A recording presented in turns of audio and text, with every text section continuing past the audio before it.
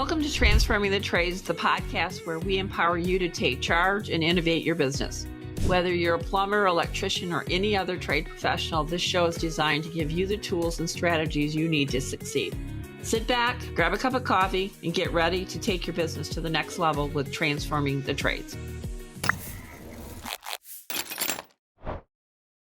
There is a very infamous quote, cash is king, cash is queen, whatever, it rules. At some point in a journey, money is needed and required. You cannot pretend your way to success.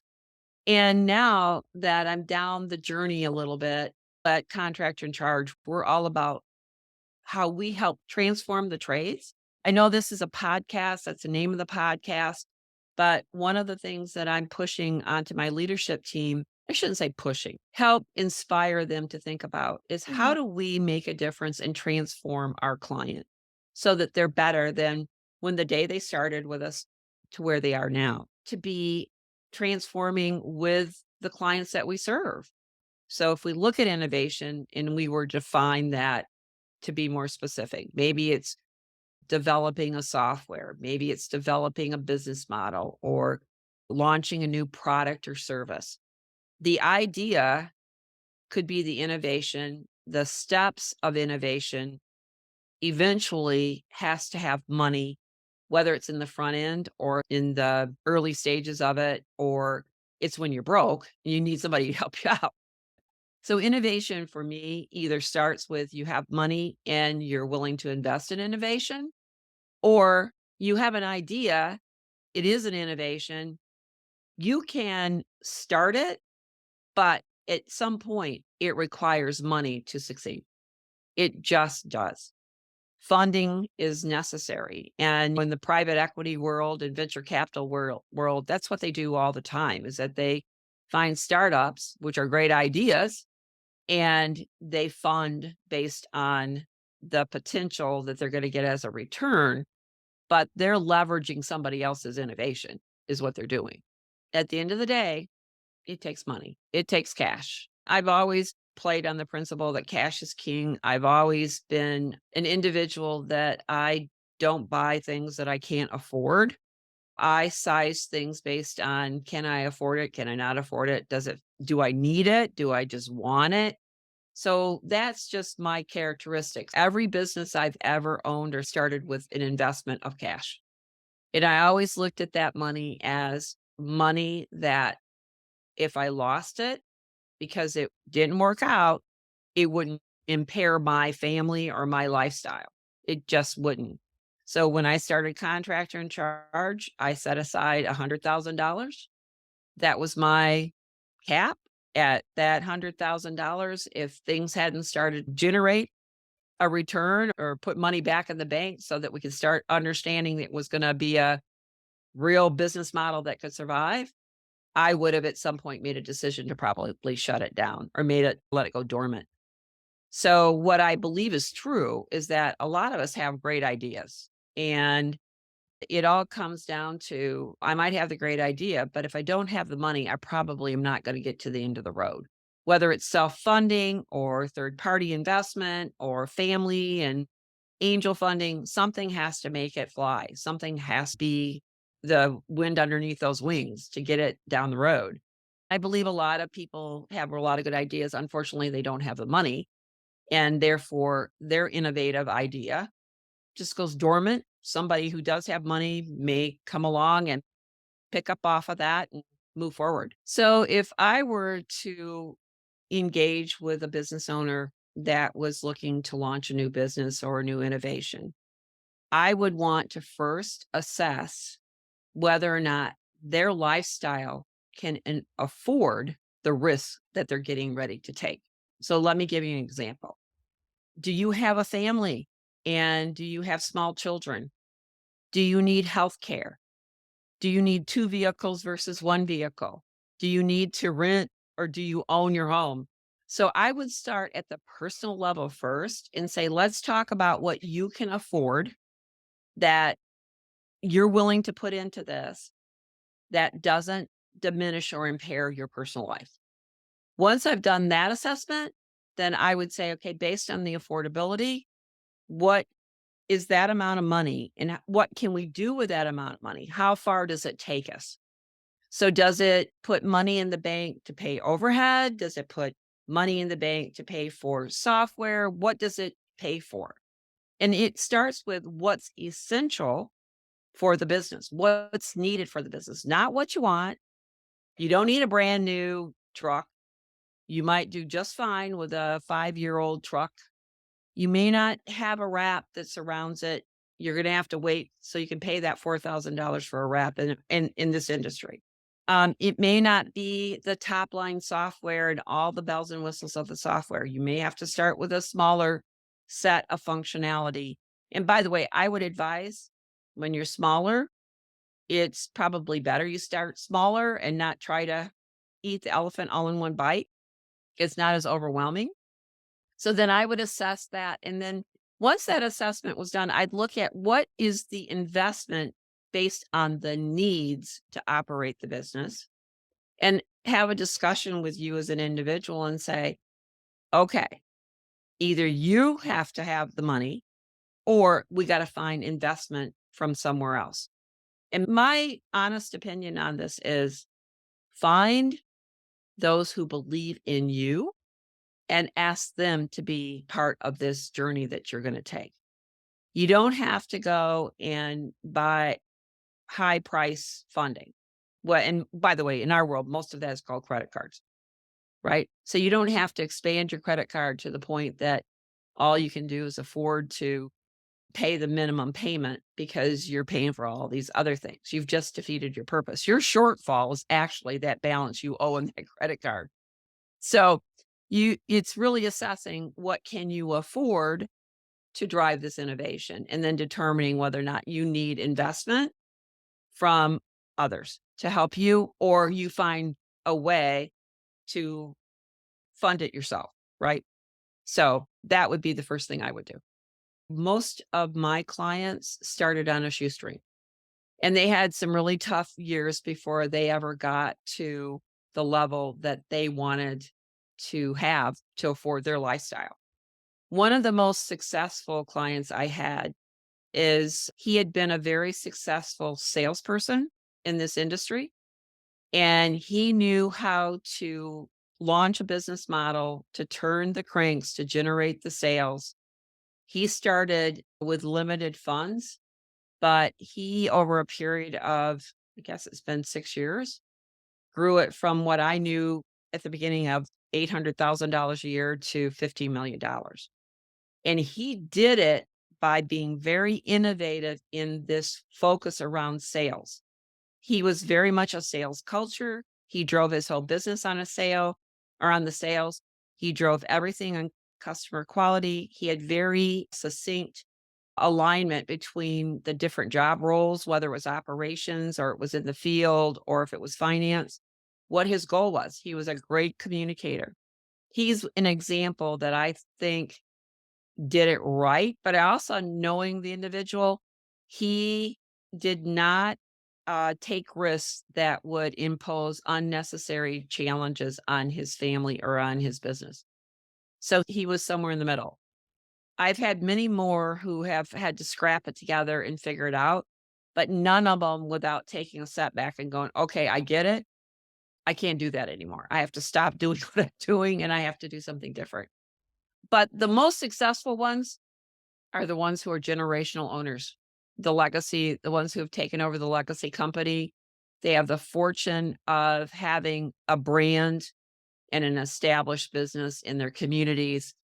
And they have, if you will, an expressway versus a back road to this thing called a business. So, in this journey of a business, branding is a long term investment. In fact, if in the world of accounting and bookkeeping, typically we put branding into an expense category. It actually should be an asset on the balance sheet. We don't treat it that way. We write it off. But absolutely, if you build that value chain for your customer in the market you serve, the demographic that you serve, to include You have the often reminders of who you are, what you do, how you do it, why you do it, and you're creating that purpose in that community that you serve.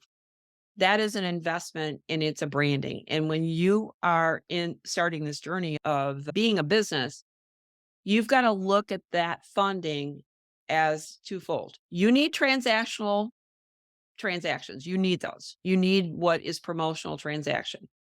By the way, that's the one that I keep seeing sucking the money out, right? So that's the one that's constantly sucking the money out. And the traditional way of looking at that is, okay, I spent $1,000 and I got a $10,000 sale. I'd go, well, maybe that sounds good, but it's not the total picture. The total picture is I spent $1,000. What did it generate in leads? And then what was my conversion and value of those leads, right? So what did I convert? And is that ratio, call it 10 to 1, acceptable?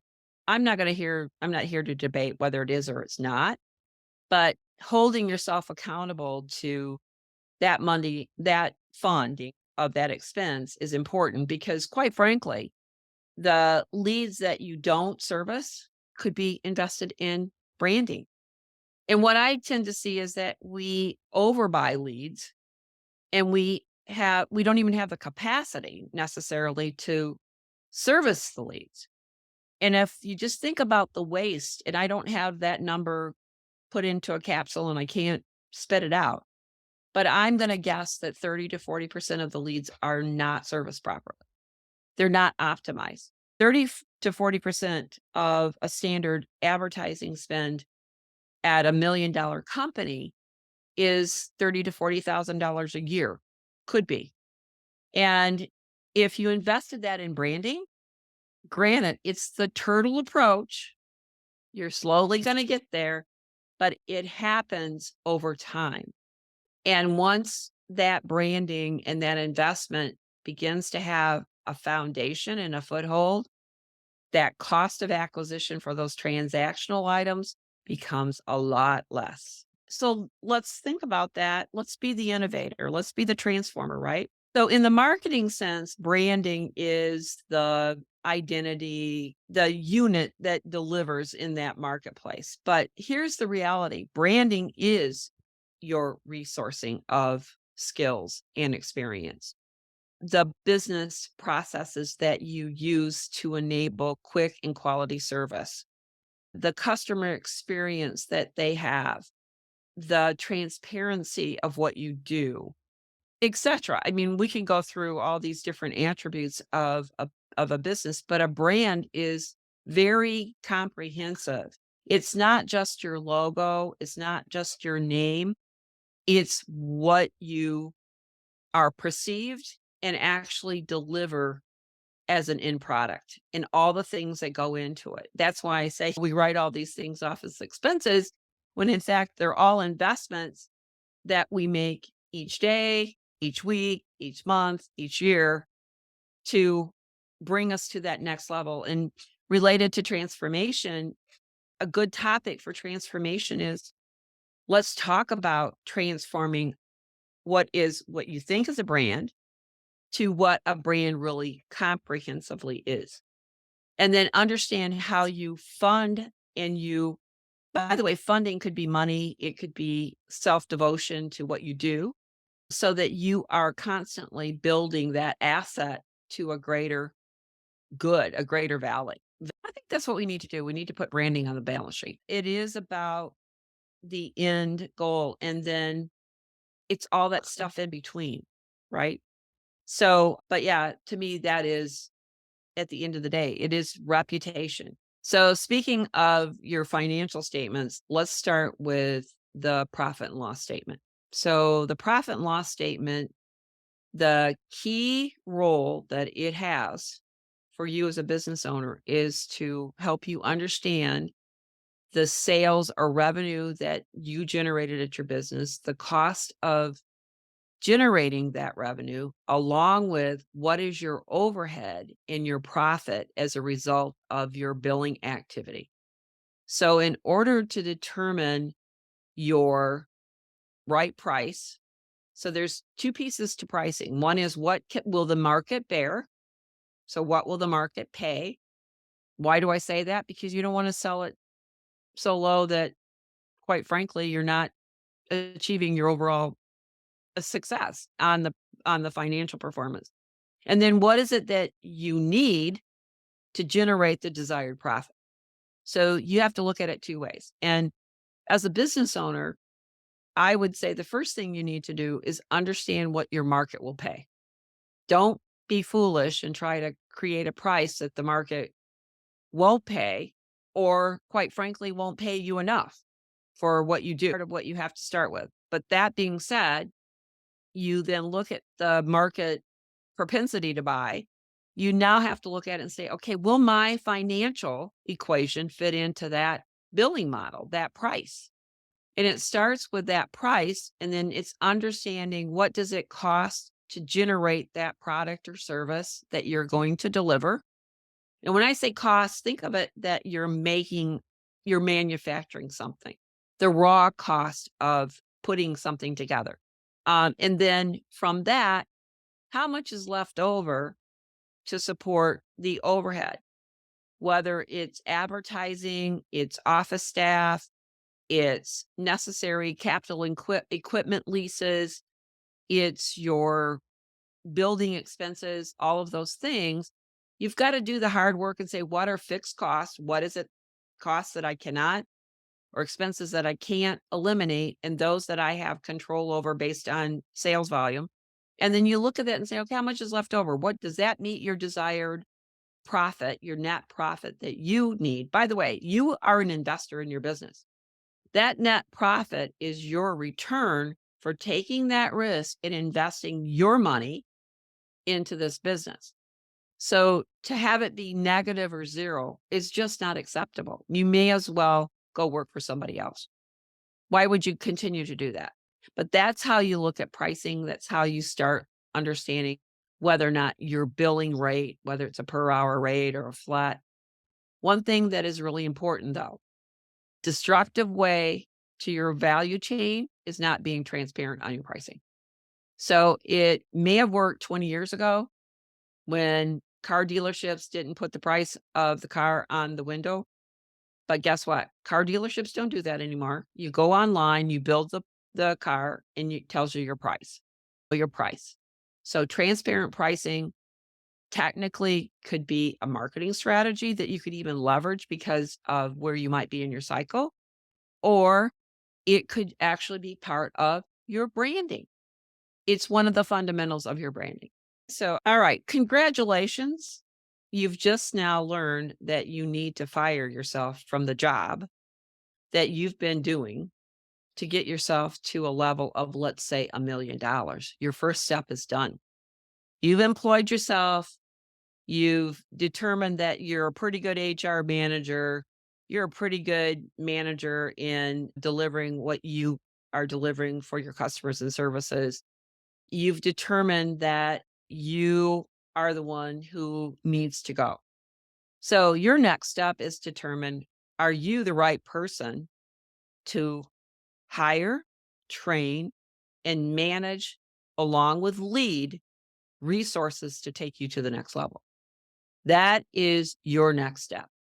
So in your self-employment years, you were learning you could sell something. Now, can you actually deliver against the bigger promise of what we've been talking about earlier, a brand?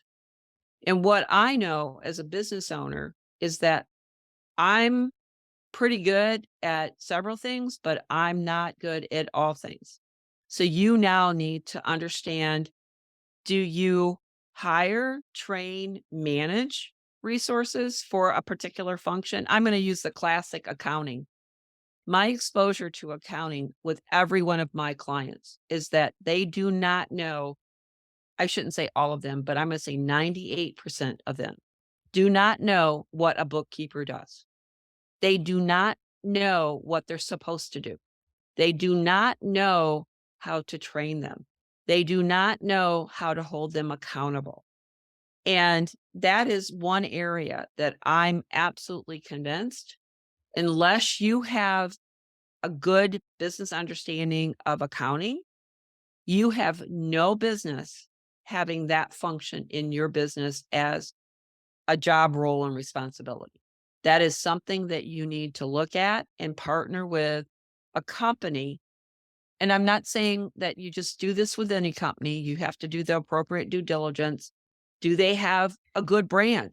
Do they have the right reputation? Do they deliver against what they say they're going to deliver against? That is absolutely a function in any business that should not be an internal function. Now, at some point, that might change as you get bigger, but when you're going to the next level, you've got to focus. Your goal is to focus and to drive what you do better and bigger, more of it. And typically, more of it means you need more resources, whether it be in our trades world, you need more trucks, you need more technicians. If you need more technicians, then you probably need to train more technicians. Same thing on customer service. I would say, is customer service something that you should internalize? Again, what I see in this industry is that there's a lot of money spent. I don't even necessarily call it investment, doing things that should you be doing those, or should you consider a center of competency that has a brand that wraps up into their process the training, the experience, the skills, the attrition, the support, the management of that resource? So as you're on this journey to that next level and you're going to fire yourself, determine where you're going to be the best manager that can hire, train, and lead. And it's not every department. It is not every department. You have to come to grips. So understand where you feel like you need or you've got the right grounding to do it. And I'm not saying that all business owners can't come up with this way, but why stumble? Why spend unnecessary expenses when you can go and understand how to maybe partner in those areas? And by the way, get you to that next level quicker. There's a difference, I believe, in a partner and a vendor. A partner is someone who's committed to your winning proposition. They are engaged with you. You're engaged with them. You have common goals and you have common outcomes as a result of. So a partner is accountable. A vendor is probably a transaction, right? But a partner is accountable to an agreement between the two of you. So when we talk about partners, we're talking about that relationship.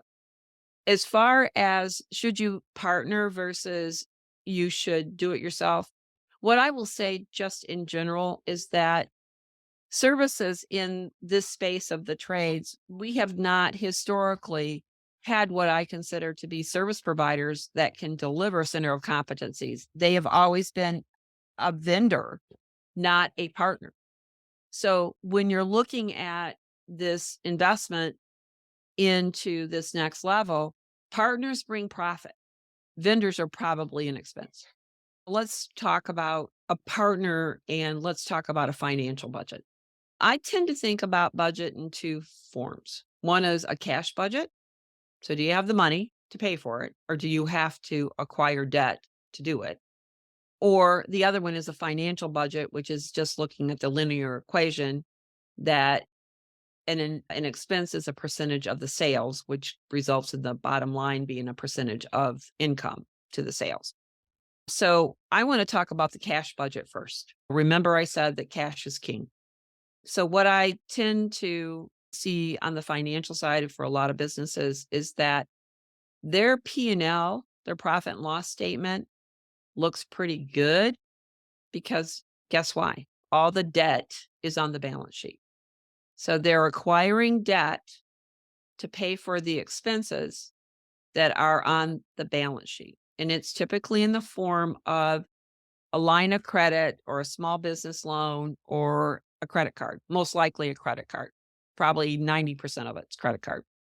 And what I would say to you, if you're making a decision on a partner, first of all, does it fit into your profit equation first?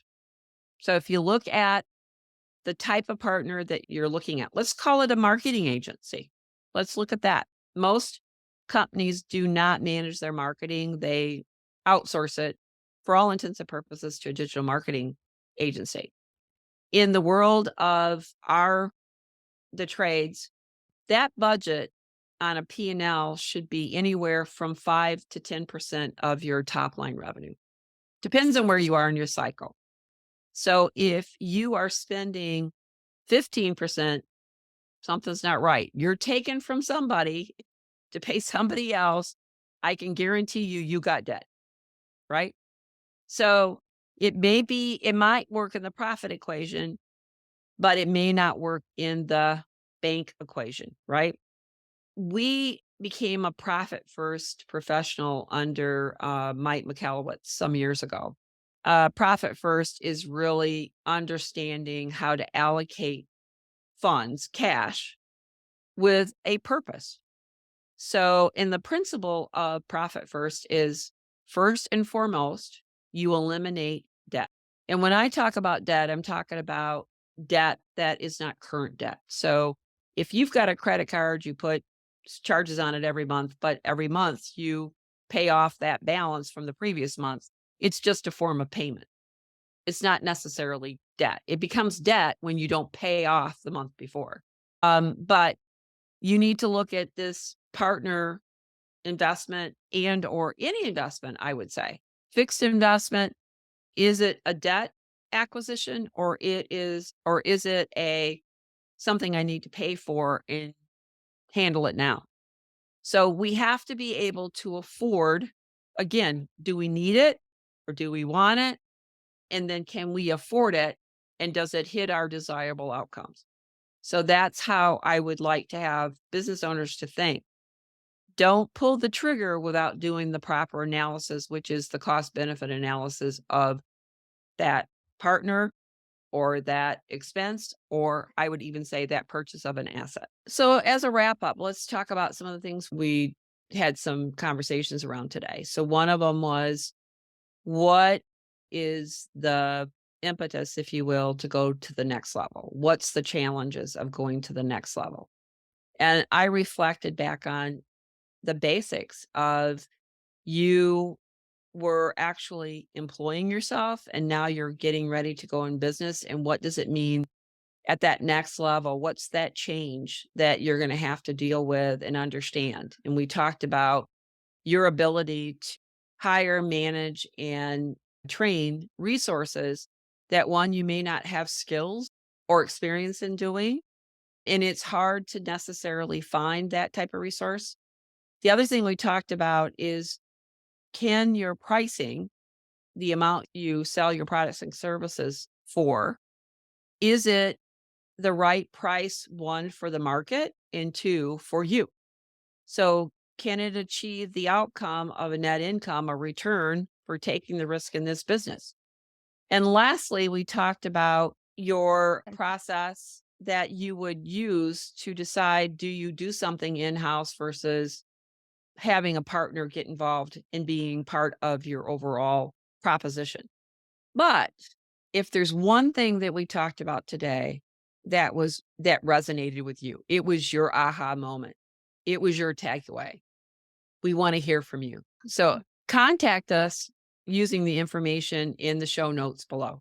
We appreciate your time, and we hope that this brought you an ability to think outside the box and become more innovative and transforming.